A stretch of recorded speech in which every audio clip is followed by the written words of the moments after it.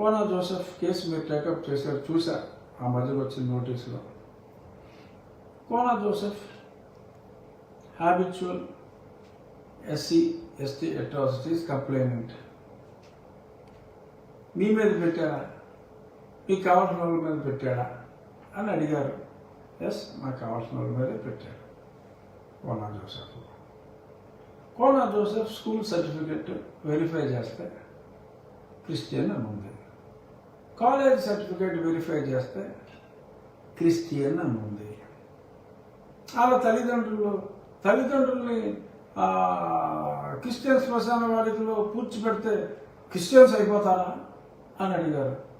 ఏమవుతారు? ముస్లిమ్స్ అవుతారా? హిందూస్ అవుతారా?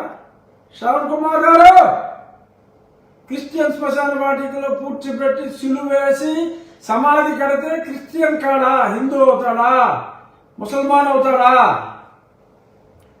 వాడండి.